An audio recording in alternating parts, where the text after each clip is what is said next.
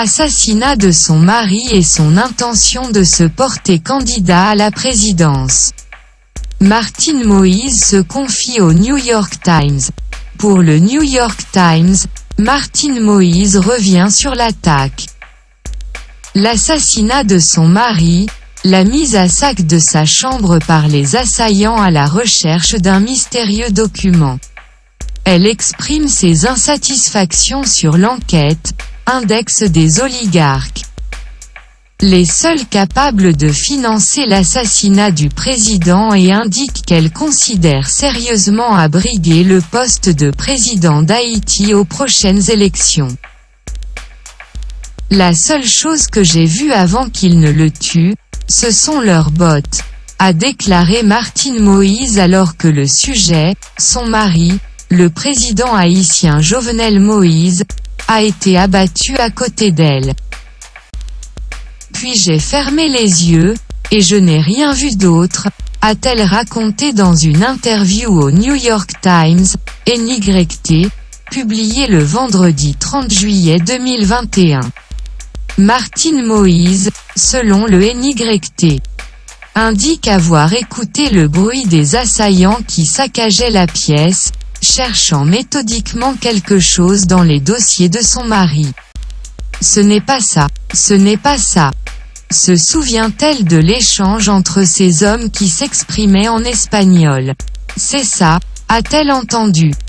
Racontant que les tueurs sont sortis après que l'un d'eux lui a marché sur les pieds et projeté la lumière de sa lampe torche dans les yeux pour vérifier si elle était encore vivante. Quand ils sont partis, ils pensaient que j'étais morte, a dit Martine Moïse, 47 ans, dans sa première interview après l'assassinat de son mari le 7 juillet. Interview dans laquelle elle décrit la douleur intense ressentie en regardant le corps sans vie de son mari, fraîchement assassiné, après 25 ans de vie commune. Les coups de feu assourdissants. Les murs et les fenêtres qui tremblaient, la certitude terrifiante que ses enfants seraient tués, l'horreur de voir le corps de son mari.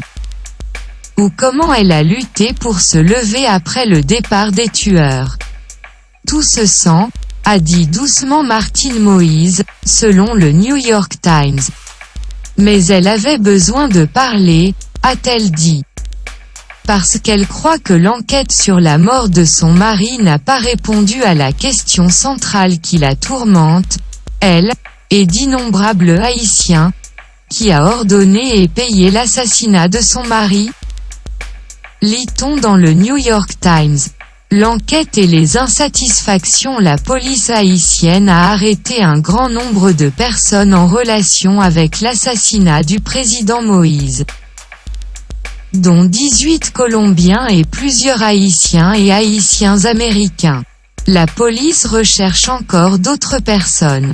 Parmi les suspects figurent des Colombiens à la retraite, un ancien juge, un vendeur d'équipements de sécurité, un courtier en hypothèque et en assurance en Floride, et 2 commandants de l'équipe de sécurité du président, lit-on dans l'article du New York Times. Selon la police haïtienne, le complot fomenté tourne autour d'un médecin et pasteur de 63 ans, Christian Emmanuel Sanon, qui, selon les autorités, a conspiré pour engager les mercenaires colombiens afin de tuer le président et de prendre le pouvoir politique, selon le New York Times. Ceux qui critiquent des informations fournies par les autorités à ce stade affirment qu'aucune des personnes citées dans l'enquête n'avait les moyens de financer le complot par leurs propres moyens. Et Madame Moïse, comme de nombreux Haïtiens, pense qu'il y a un cerveau derrière eux qui a donné les ordres et fourni l'argent, lit-on dans le New York Times. Martine Moïse, selon le New York Times, veut savoir ce qu'il est advenu des 30 à 50 hommes qui étaient habituellement postés devant sa maison lorsque son mari y était. Aucun de ces gardes n'a été tué ou même blessé, dit-elle. Je ne comprends pas comment personne n'a été abattu. A-t-elle dit au New York Times au moment de sa mort. Monsieur Moïse, 53 ans, était confronté à une crise politique. Des manifestants l'accusaient d'avoir dépassé la durée de son mandat, de contrôler les gangs locaux et de gouverner par décret alors que les institutions du pays étaient vidées de leur substance. Monsieur Moïse était également en conflit avec certains des riches oligarques du pays, notamment la famille qui contrôlait le réseau électrique national. Alors que de nombreuses personnes ont décrit le président comme un dirigeant autocratique. Madame Moïse a déclaré que ses concitoyens devraient se souvenir de lui comme d'un homme qui a tenu tête aux riches et aux puissants, lit-on dans cet article. Et maintenant elle veut savoir si l'un d'entre eux l'a fait tuer. Seuls les oligarques et le système pouvaient le tuer, a-t-elle dit. Selon le New York Times qui a répondu aux questions du journal new-yorkais quelque part dans le sud de la Floride, entouré de ses enfants, de gardes du corps, de diplomates haïtiens et de conseillers. Appel de détresse selon l'article du New York Times, Martine Moïse et son mari étaient endormis lorsque les coups de feu ont été entendus. Ils se sont réveillés.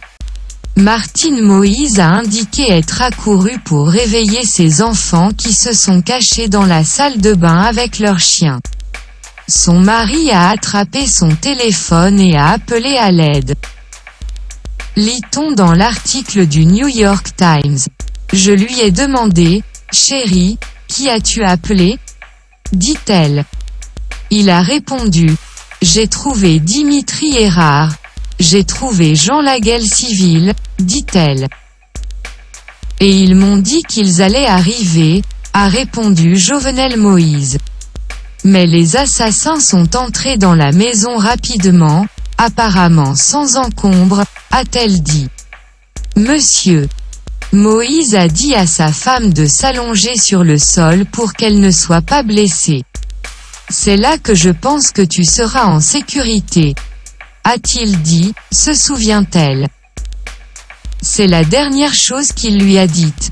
Des rafales d'armes automatiques ont traversé la pièce, dit-elle, et elle a été touchée en premier. Touchée à la main et au coude, Martine Moïse, selon le NYT, est restée allongée sur le sol, convaincue que tous les autres membres de sa famille avaient été tués. Aucun des assassins ne parlait créole ou français, dit-elle. Les hommes ne parlaient qu'espagnol et communiquaient avec quelqu'un au téléphone pendant qu'ils fouillaient la pièce. Ils ont semblé trouver ce qu'ils voulaient sur une étagère où son mari conservait ses dossiers. Ils cherchaient quelque chose dans la pièce, et ils l'ont trouvé, a déclaré Madame Moïse. Sans préciser ce que c'était. À ce moment-là, j'ai eu l'impression de suffoquer parce qu'il y avait du sang dans ma bouche et je ne pouvais pas respirer, a-t-elle dit. Dans mon esprit, tout le monde était mort, car si le président pouvait mourir, tous les autres auraient pu mourir aussi.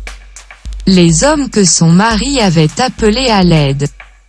Dit-elle, les fonctionnaires chargés de sa sécurité sont maintenant en détention. Et si elle s'est dit satisfaite qu'un certain nombre des conspirateurs accusés ont été arrêtés. Martine Moïse est loin d'être satisfaite. Madame Moïse souhaite que les organismes internationaux chargés de l'application de la loi, comme le FBI, qui a perquisitionné des maisons en Floride cette semaine dans le cadre de l'enquête, retrouve la trace de l'argent qui a financé l'assassinat. Les mercenaires colombiens qui ont été arrêtés, dit-elle, ne sont pas venus en Haïti pour « jouer à cache-cache », et elle veut savoir qui a payé pour tout cela. Madame Moïse s'attend à ce que les enquêteurs suivent les traces de l'argent. remonte jusqu'à de riches oligarques haïtiens perturbés par les actions de son mari contre leurs contrats lucratifs, a-t-elle déclaré.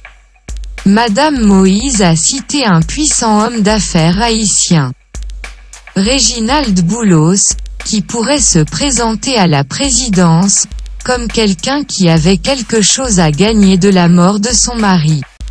Martine Moïse n'a cependant pas accusé Réginald Boulos d'avoir ordonné l'assassinat. Monsieur Boulos et ses entreprises ont été au centre d'une action en justice intentée par le gouvernement haïtien, qui enquête sur des allégations de prêts préférentiels obtenus auprès du fonds de pension de l'État.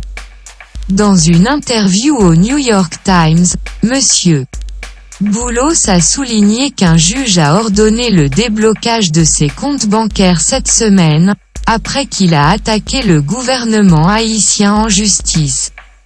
Il a insisté sur le fait que, loin d'être impliqué dans le meurtre, sa carrière politique se porterait mieux si Monsieur Moïse était en vie, parce que la dénonciation du président était un élément central du programme de Monsieur Boulos. Selon le New York Times, je n'ai absolument rien à voir avec son assassinat, même en rêve, a déclaré Monsieur Boulos. Je soutiens une enquête internationale forte et indépendante pour trouver qui a eu l'idée, qui l'a financée et qui l'a exécutée. Martine Moïse n'a pas peur et envisage de briguer la présidence. Madame Moïse, selon le New York Times, a dit qu'elle voulait que les tueurs sachent qu'elle n'a pas peur d'eux. Je voudrais que les gens qui ont fait ça soient arrêtés, sinon ils tueront tous les présidents qui prendront le pouvoir, a-t-elle déclaré. Ils l'ont fait une fois. Ils le referont, a-t-elle prédit. Martine Moïse a déclaré qu'elle envisageait sérieusement de se présenter à la présidence, une fois qu'elle aura subi d'autres opérations au niveau de son bras blessé. Elle a déjà subi 2 opérations, et les médecins prévoient maintenant d'implanter des nerfs de ses pieds dans son bras, a-t-elle dit. Le président Jovenel a eu une vision, dit-elle, et nous, Haïtiens, ne la laisserons pas mourir, a dit Martine Moïse, citée par le New York Times. Haïti, mesdames et messieurs, méga média.